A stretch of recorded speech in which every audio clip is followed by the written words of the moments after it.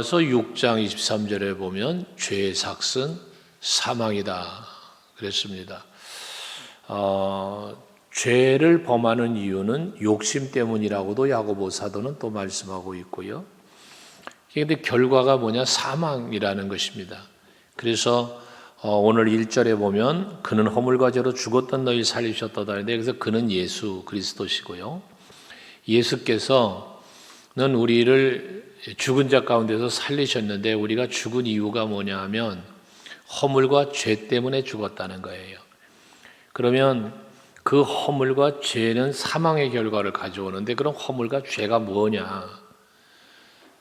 창세기에서 말씀하는 건 선악과를 먹는 거였잖아요. 결국은 말씀에 불순종을 하는 거예요. 하나님의 명령, 하나님의 말씀에 불순종하는 것, 하나님의 율법을 떠나는 것, 또 하나님의 뜻을 벗어나는 것, 이게 다 허물이 되고 죄가 되는 것입니다. 그 결과는 사망이고요. 그리고 3절 후반에 보면 이런 부분, 죄를 짓고 허물을 범하고 그래서 사망의 자리에 이르게 되어지는 그러한 사람을 뭐라 하냐? 본질상 진노의 자녀다. 진노의 자녀. 이건 진노의 자녀라는 건 뭐냐면 하나님의 진노의 자리에 가는 사람, 대상자를 말하는 거 아닙니까? 이것처럼 우리가 신앙생활 하면서 그러기 때문에 항상 조심해야 되고, 또 자기를 살피며 관리해야 될 게 뭐냐면 허물과 죄로부터 나를 지키는 거예요. 나를 허물로부터 죄로부터 지키질 못하면 나는 뭐가 돼요? 사망, 또 진노의 자녀가 되고 만다는 것입니다. 그래서 우리는 항상 자기를 살피는 게 되는데, 무엇으로 살피냐 그러면 나의 허물과 나의 죄를 무엇으로 살필 것이냐? 그게 곧 말씀이에요. 하나님의 말씀이 모든 우리의 죄와 허물 그리고 선과 악에 대한 구별을 하는 기준이 바로 이 말씀에 있기 때문에 그런 것입니다. 하나님의 말씀을 따라 사는 것이 선이요, 하나님의 말씀을 어기고 살면 그게 악이 되는 것이니까. 그래서 이렇게 허물과 죄는 사망을, 그리고 하나님의 진노를 받게 되어지는데, 그럼 그 허물과 죄가 뭐냐? 2절에 보면 그때에라는 말을 해요. 여기서 말하는 그때는 어느 때입니까? 허물로 죄로 가득 찬 삶을 살 때입니다. 그때는 뭐예요? 사망의 자리에 있는 때이고요. 그럼 이때 어떤 일이 벌어졌느냐? 거기 보니까 2절에 너희는 그 가운데서 행하여, 여기 그 가운데가 뭡니까? 허물과 죄 가운데 행하는 거죠. 이게 허물과 죄 가운데 행하는 자의 삶이 왜 어떻게 이루어지느냐? 첫 번째 뭐라냐? 세상 풍조를 따르고 그랬어요. 허물과 죄를 범하고 그리고 하나님을 떠나서 살아가는 진노의 자녀가 되는 이유는 뭐냐? 세상 풍조를 따라간다는 거예요. 여러분, 우리가 예수 믿는 성도들이 하지 말아야 할 말이 있습니다. 해서는 안 되는 말, 생각하지도 말아야 할 말. 세상이 다 그러는데요. 세상이 다 그러는데요. 사람들 다 그러는데요. 이 말 하지 말아야 돼요. 이 생각도 하지 말아야 돼요. 세상 풍조가 어떻게 흘러가든, 세상 사람들이 무슨 말을 하든 어떤 데 빠져 살든 나는 그러면 안 되는 거예요. 심판이 있었던 두 가지 심판, 성경의 대표적 심판 두 가지를, 뭐 소소하게는 많지만 크게 두 가지 심판을 창세기를 통하여 보면 노아의 때의 홍수 심판, 소돔성의 불의 심판을 말하지 않습니까? 이 두 가지 심판을 볼 때 나타난 증거가 뭐냐면 모든 사람이 생각하고 계획하는 것이 악했다는 거예요.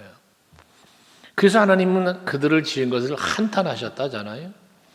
그런데 노아는 그 모든 사람이 악을 행하고 모든 사람이 계획하는 게 악하고 하나님 보시기에 한탄할 만한 그런 세상이었는데, 그런데 노아는 그렇게 안 살았다는 거예요.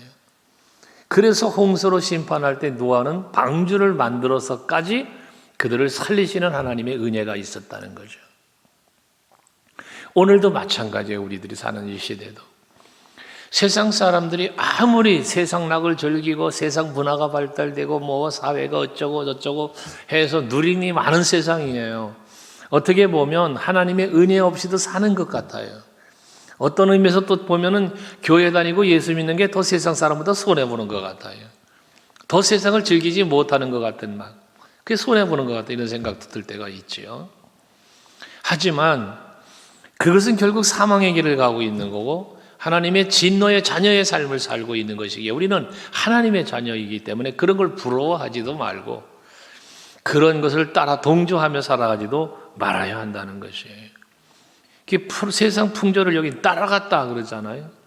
우리는 그걸 따라가는 게 아니라 예수 따라가고 말씀 따라가고 성령 따라가는 성도들이 돼야 하는 것이죠. 또 뒤에 보면 공중권세 잡은 자를 따랐다. 여기서 말하는 공중권세 잡은 자는 뭘 말하냐면 악의 영을 말하는 거예요. 그렇다고 해서 그럼 공중권세는 마귀가 사로잡았냐? 아니죠. 하늘과 땅의 모든 권세는 하나님께 있죠. 예수께서 하늘과 땅의 모든 권세를 가지셨죠. 그럼 여기서 말하는 공중권세는 뭘 말하냐? 세상 공중권세예요. 쉽게 얘기해서. 그러니까 이걸 따라갔다는 건 뭐 여기서 막 성경적으로 말하는 거는 마귀 따라갔다는 거예요. 쉽게 얘기해서 마귀 따라갔다는 거.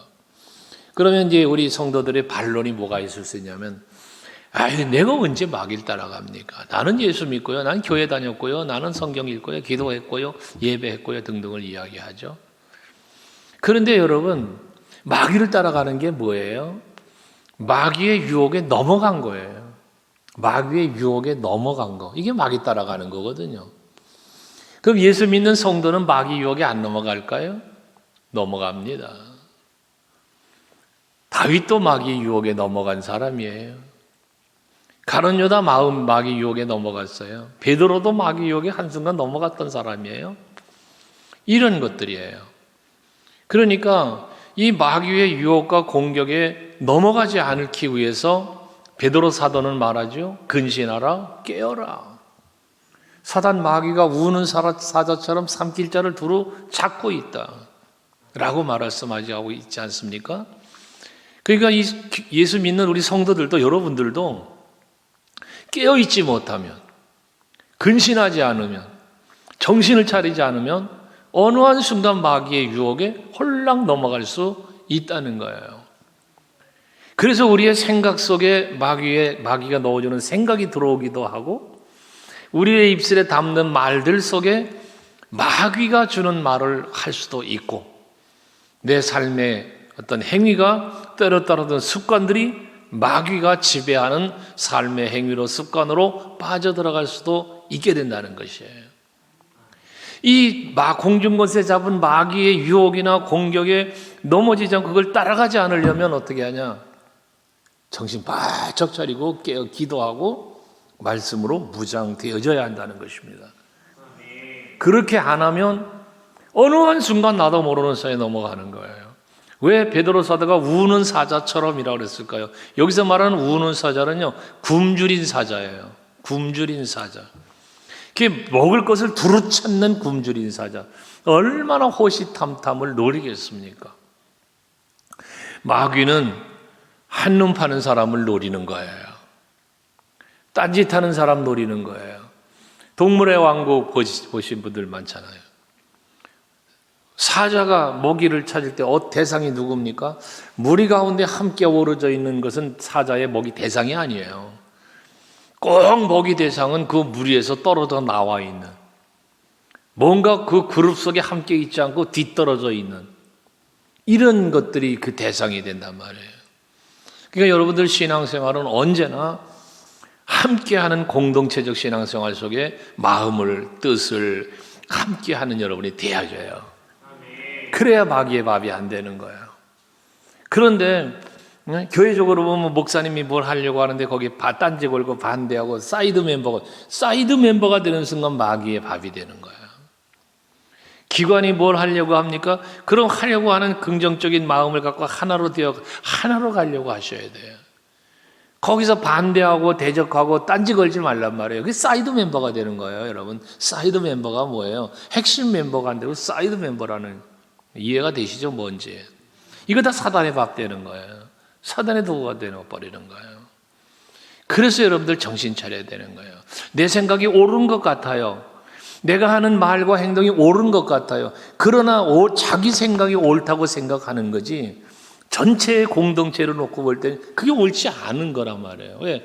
다수가 이걸 원하는데 혼자 그러니까 이거는 여러분 아니란 말이에요. 사이드가 되는 거란 말이에요. 이게 마귀는 그런 사람을 노리는 거예요. 마귀는 신천지에 대한 예를 들었잖아요. 우리 들었잖아요. 신천지 사람들이 교회에 침투하면 누구를 찾습니까?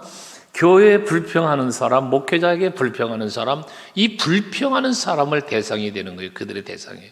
접근 대상. 그래서 접근해서 그 불평하는 사람들에게 더 많은 불평거리를 제공해주고 더 많이 불평하게 만들고 그러면서 교회에 소요를 일으키고 그리고 교회를 뺏어가고 하는 이런 일을 했던 게 신천지 사람들 아닙니까? 아니 나는 신천지 안 빠졌어요. 신천지는 안 빠졌지만 마귀에겐 빠진 거예요. 대적한다는 것은 함께하지 못한다는 것, 어울리지 못한다는 것은. 그래서 여러분 공중권세 잡은 자를 따랐다 이렇게 말할 때 아니 나는 내가 언제 예수님이 그 마태복음에서 말씀하실 때 그잖아요. 내가 굶주릴 때 먹을 걸 줬고 목마를 때 마실 걸 주었고 벗었을 때 입을 것을 주었고 우리가 언제 그랬어요? 소자 하나에게 한 게 그거야. 그게 반대되는 사람들에게는 너는 내가 굶주릴 때 먹을 것도 안 줬고 목마를 때 마실 것도 안 줬고 벗을 때 입을 것도 안 줬고 우리가 언제 안 줬어요? 작은 소자 하나에게 안 한 것이 곧 나에게 안 한 거야. 이 예수님의 교훈이었잖아요. 그러니까 결국 뭐예요? 내가 지금 마귀를 따라가고 있나 예수를 따라가고 있는지는 모르고 살고 있다는 거예요. 자기 스스로의 생각 속에 빠져서. 그래서 여러분 예수님이라면 어떻게 하셨을까 생각하면서 살고 나는 예수님 덕분에 행복해지는 삶을 살아가는 여러분이 될 때 공중권세 잡은 자 여기 말하는 마귀의 유혹과 공격에 그걸 따라가지 않고 뭐 하겠어요? 당연히 예수 따라가는 것이죠. 그리고 또 그 다음에 3절에 보니까 뭐라고 했냐면 전에는 우리도 다 그 가운데서 전에는 구원받기 전이에요. 허물과 죄에서 예수를 통하여 살려주기 전, 그 전 상태, 사망의 상태, 죄와 허물 속에 빠져 살던 상태죠. 그때는 우리도 뭐해? 우리 육체의 욕심을 따라 지내며 육체의 욕심을 따라 지냈다라고 말을 해요. 여기 육체의 욕심은 뭡니까? 이게 세상 정욕이에요. 우리는 육체의 소욕을 따라 사는 것이 아니라 성령의 이끌림을 받는 삶을 살아야 되는 거예요. 욕심에 이끌리는 삶이 아닌 영에 이끌리는 사람이 되어야 된다는 거예요. 육체에 이끌리는 게 아니라 로마서 8장에서 말하는 우리가 항상 보는 것이 세상이고 보는 것이 사람이고 그러다 보니까 생각하는 것도 추구하는 것도 세상적인 것일 수가 많아요. 우리들이 계획하는 것도 세상적인 경우가 많아요. 엄밀히 분석해보면 내가 추구하고 계획하고 노력하는 것이 육체의 욕심에 따르는 경우가 많더라고 말이죠. 허물과 죄는 다 거기서 나왔다는 거예요. 그래서 육체의 욕심을 따라가 지냈다는 얘기를 하는 거예요. 여러분, 육체의 욕심을 따라 살지 마시고 하나님의 말씀 안에 살아가는 여러분 되시기를 바라요. 그러면서 그 뒤에 이어진 말이 뭐라냐면 육체와 마음에 원하는 것을 하여라고 했어요. 육체의 마음에 원하는 것 그랬어요. 여기서 육체의 마음에 원하는 게 뭡니까? 육체의 마음. 앞에서 말한 육체를 욕심을 따라가는 것과 같은 맥락이죠. 우리 육신의 생각은 육의 일을 생각하게 돼 있다고 그랬잖아요. 영의 사람은 영의 일을 생각하고 육의 사람은 육의 일을 생각한다고요. 그래서 육의 사람은 육의 일을 생각하고 육신을 따라 살지만 영의 사람은 영의 일을 생각하고 영을 따라 산다고 그랬단 말이에요. 로마서 8장에. 그게 우리는 영의 사람이 되어야 되는 거단 말이죠. 그럼 육의 사람과 영의 사람의 차이는 그럼 뭐냐? 육의 사람은 세상만 보는 사람이고 영의 사람은 하나님 나라를 보는 사람이에요. 영의 세계를 바라보는 사람이다 그 말이에요. 그 세상만 바라보는 사람은 그저 세상에서 가장 값지고 좋고 소중한 것만 추구하고 살아가는 거예요. 그것이 돈, 명예, 권세 이것 때문에 살아가는 거예요. 어제 어느 분이 그런 얘기를 합니다. 정치하는 사람들은요, 마약하는 사람들보다 더 무섭대요. 마약에 빠진 사람보다 권세에 빠진 사람이 더 무서운, 마약보다 무서운 데 빠졌대요. 그래서 막 사람을 죽이기까지 한대요. 마약에 빠진 사람은 자기 혼자 취하고 자기 혼자 그러잖아요. 그런데 이 정치 권세에 빠진 사람은 자기가 살기 위해서 자기가 권세 잡기 위해서 남을 죽이기까지 한다고. 그러면서 이 정치 마약에 빠진 사람이 더 이 세상의 악의 축이다, 이런 얘기를 한 걸 들었는데, 근데 본인들은 그걸 모른다는 거예요. 본인들이. 여러분, 세상의 일을 생각하고 세상 것을 소중히 여기는 사람, 이 사람은 결국 육신을 따라 사는 사람이요, 육신의 마음에 원하는 걸 따라가는 사람이다, 그 말이에요. 그런데 우리는 영의 사람이라면 뭐 한다? 하나님 나라를 생각해야 된다. 하나님 나라. 하나님의 마음을 헤아릴 수 있어야 한다. 육신의 마음을 따라가는 게 아니라 하나님의 마음, 예수의 마음을 따라가는 것이 되어야 된다, 이 말이에요. 우리의 마음이. 여러분, 그래서 내가 생각하는 것이 무엇인가를 살펴보는 시간들을 가져야 돼요. 여러분이 생각하고 있는 게 뭐예요? 여러분이 지금 추구하고 있는 게 무엇인가 말이에요. 이것이 내 육신의 세상의 것인가, 아니면 하나님의 나라를 준비하고 그 나라를 가는 과정 속에 가야 하는 길인가? 이걸 여러분들이 매 순간일 수는 없겠으나 하루에 한 번이 됐든 적어도 일주일에 한 번이 됐든 한 번쯤은 내가 멈추어서 나를 바라보고 살펴보는 시간을 갖는 것 매우 소중한 것이다. 그래서 여러분에게 새벽제단 기도하고 하시는 거, 또 이렇게 예배에 나오셔서 예배하고 말씀을 듣고 하는 거, 이 매우 소중한 시간이에요. 이 시간이 여러분의 영이 사는 시간이라고요. 여러분의 영적인 삶을 점검해보는 이런 시간이에요. 육신의 몸이 여러분 건강하지 않으면 병원 찾아가잖아요. 또 정기적으로 병원 다니면서 검진도 받잖아요. 그것처럼 우리가 하나님 앞에 나와 예배하고 말씀으로 이렇게 성찰하는 것, 이게 다 여러분 영적인 진단을 한다 생각을 해야 돼요. 그래서 자기를 살펴서 내가 육에 속한 삶을 살고 있고 육에 속한 생각, 육에 속한 마음으로 살아가고 있다면 얼른 스탑해야 되는 거예요. 그리고 그 생각을 멈추고 그 계획을 멈추고 그 행위를 멈추고 어떻게 돼? 영에 속한 나의 모습으로 방향을 바꾸고 생각을 바꾸고 행위를 바꾸는 이런 여러분이 되셔야 한다는 거죠. 그러면서 그렇게 육체의 욕심을 따르고 육체의 마음에 육체가 원하는 대로만 살 게 아니라 하나님이 원하시는 대로, 하나님이 원하는 대로 살아가는 우리들이 되려고 힘쓰자, 그 말이거든요. 근데 그게 안 되니까 뭐 했다고요? 죄와 허물 가운데 사는 거요, 진노의 자녀로 사는 것이다, 그 말이에요. 이런 사람은 본질상 진노의 자녀였다라고 말씀을 한다, 그 말이에요. 이것 때문에 결국은 허물과 죄를 범했고 사망의 자리에 이르게 되었는데, 진노의 자녀였는데, 그럼에도 불구하고 뭐예요? 하나님은 그러한 저와 여러분을 살리셨다는 거란 말이에요. 그러니 이 하나님이 살리시는 이것이 뭐냐? 이게 하나님의 은혜라는 거죠. 죽었던 나를 살렸어요. 진노의 자녀였던 나를 하나님의 자녀 만든 거예요. 이게 은혜예요. 예를 들어서 살아있는 것 그냥 옮겨놓는 게 뭔 은혜예요. 하나님의 자녀인데 그냥 자녀 삼았다. 예를 들어 내 아들인데 내 아들 보고 너는 내 아들이다 오늘부터. 이게 뭔 은혜예요 이게. 본래 아들이고 본래 자녀면 그게 무슨 은혜냐 그 말이에요. 아니단 말이에요. 본래는 죽었는데 살려주셨으니 은혜. 본래는 진노의 자녀 마귀 새끼였는데 하나님의 자녀 삼아주시니 은혜. 이걸 우리는 은혜라는 거예요. 여러분 모두는 그 은혜 속에 사는 성도입니다. 이 은혜를 좀 은혜로 알며 삽시다. 우리는 은혜를 많이 말해요. 그런데 그 은혜에 대한 감사의 의식은 너무 부족해요. 은혜는 말하고 있어요. 은혜를 알아요. 그런데 은혜를 알고 은혜를 말하면서도 내가 말하고 있고 내가 알고 있는 은혜에 합당한 감사는 안 한다 그 말이야. 이게 모순된 신앙생활이에요.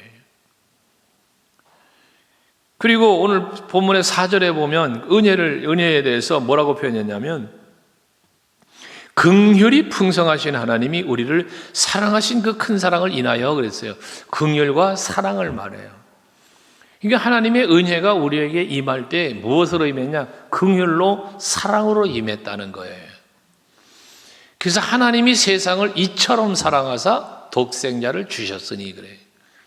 그 이처럼 사랑하신 게 뭐냐? 사랑인데 이처럼 사랑이 뭐냐? 이게 독생자를 주신 사랑이다 그 말이에요.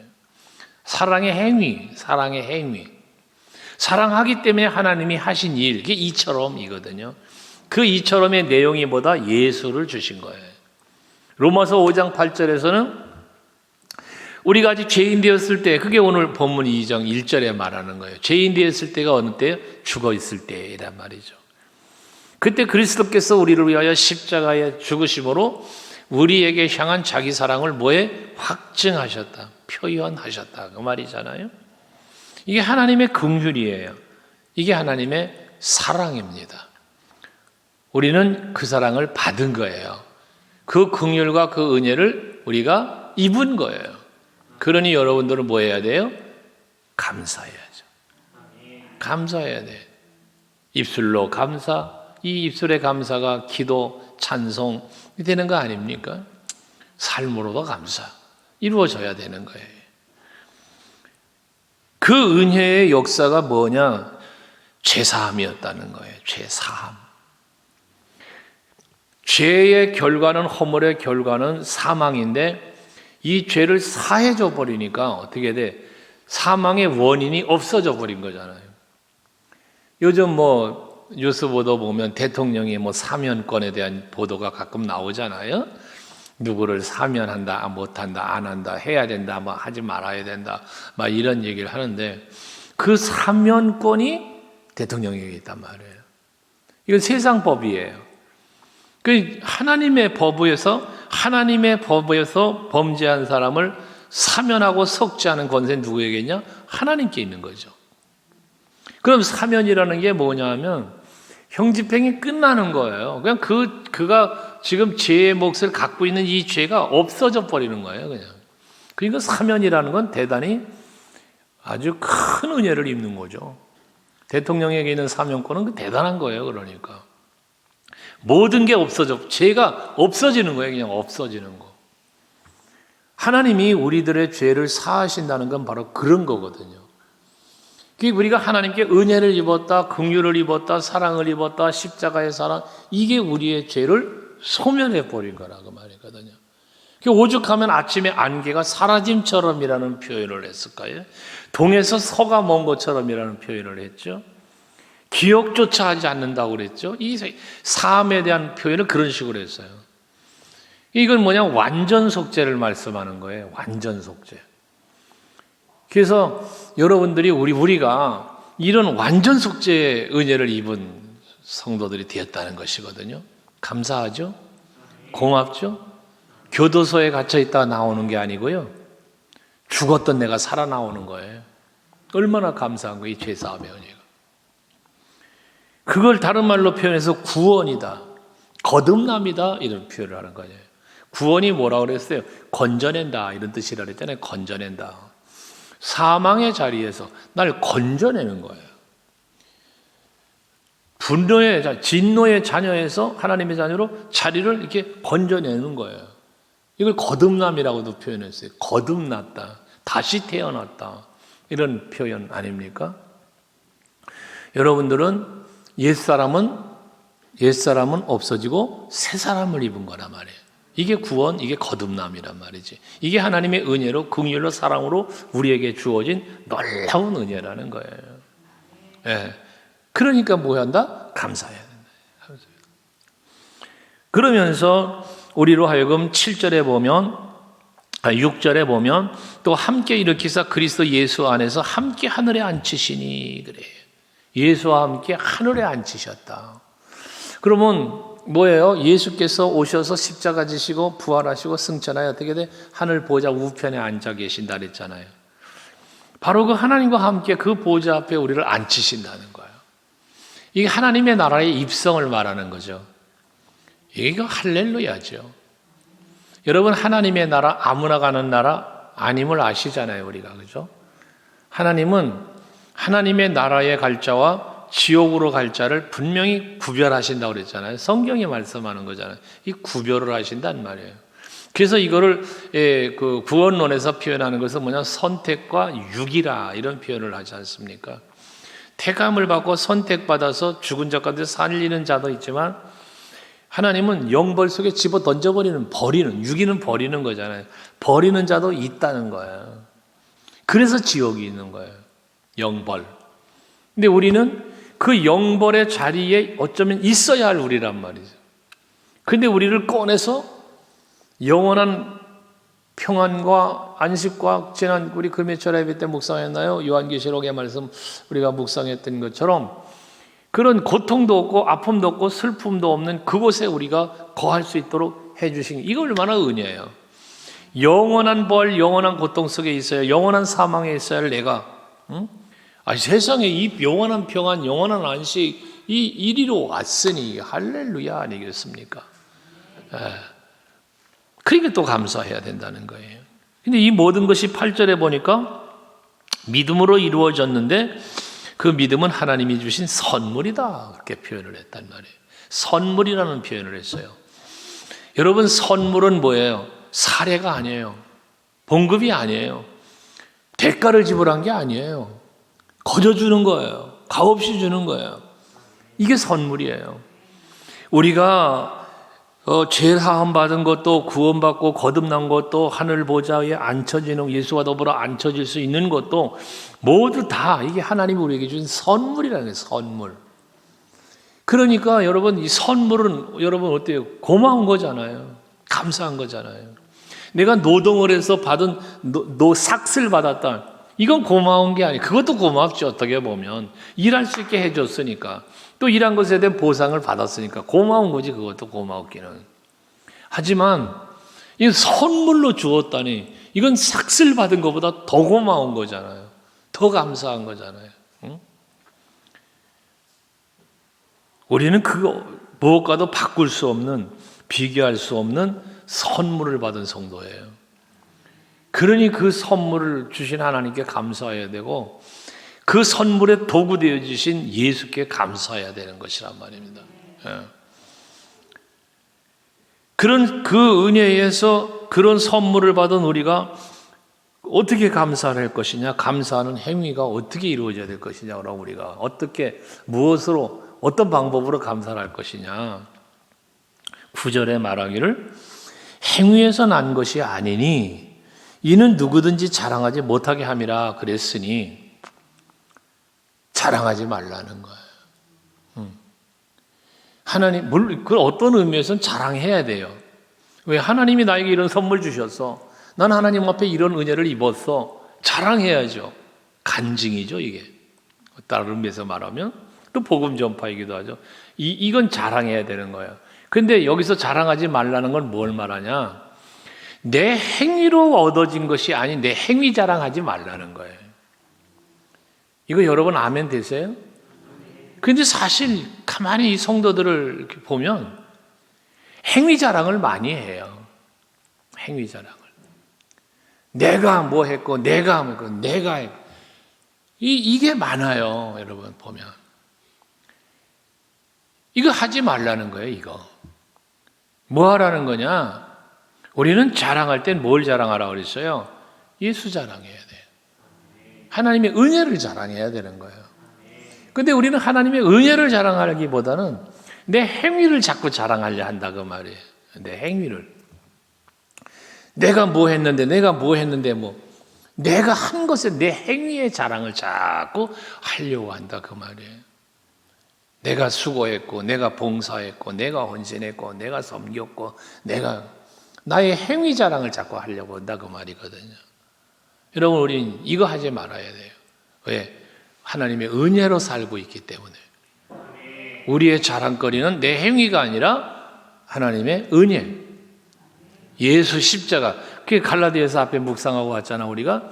바울은 내게 자랑할 것은 결코 예수 십자가 외에는 자랑할 게 없다, 나는. 바울이 그랬지 않았습니까? 성도라면 뭐 자랑거리 자랑할 수 있죠.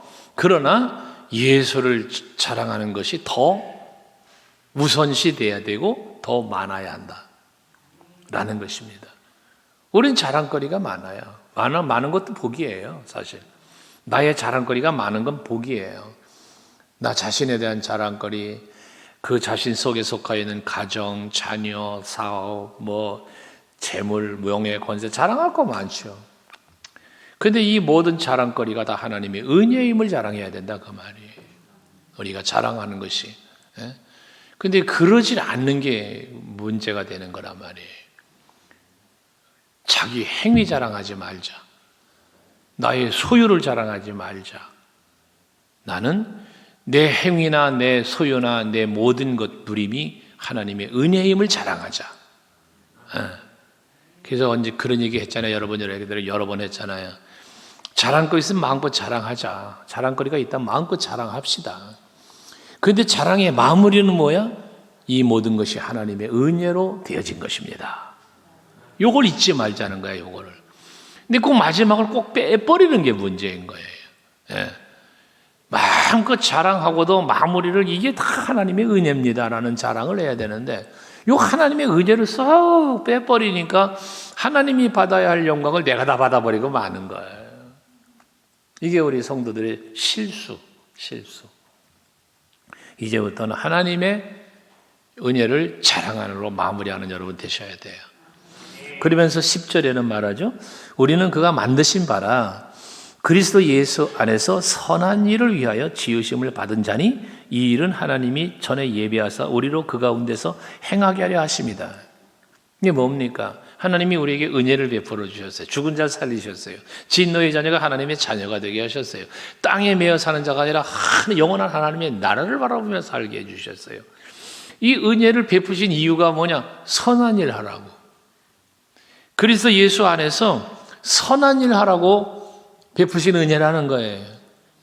그러니 우리는 이 엄청난 구원의 은혜를 입은 성도들로서 하나님의 은혜와 긍휼과 사랑을 입은 우리 그리스도인으로서 성도로서 하나님의 자녀로서 우리는 뭐 해야 돼? 선한 일을 행해야 된단 말이에요. 그럼 이 선한 일이 뭐냐 또 물어본다면 앞에 말한 대로 선과 악은 말씀의 기준이 있다 그랬잖아요. 선한 일을 행한다는 것은 말 그대로 선을 행하는 건데 그 선의 기준이 뭐냐? 하나님의 뜻을 따라 사는 게 선이에요. 하나님의 말씀에 순종하는 게 선이에요. 하나님이 원하는 것을 이루며 가는 게 이게 선이에요. 그러면 앞에서 허물과 죄 얘기했잖아요. 그걸 떠나간 게 허물과 죄란 말이에요. 이게 진노의 자녀라 그랬단 말이죠. 그럼 거기서 우리는 살아나왔으니 거기서 벗어났으니 그런 은혜를 입었으니 이제는 선한 일을 행하며 살아야지 다시 악을 행하며 살 수가 없는 거죠. 하나님이 우리에게 은혜를 베풀어 주셨다고 해서 내가 또 죄를 범하고 내가 또 하나님 앞에 악을 행하여서 사망의 자리를 또 가요? 더 큰 은혜를 받으려고? 그럴 수 없다고 로마서 6장 얘기를 제가 자주 하잖아요. 그럴 수 없느니라. 하나님에게로부터 더 큰 은혜 받으려고 더 큰 사랑을 받겠다고 또 죄를 범하면 쓰겄냐? 그러면 안 된다라는 것입니다.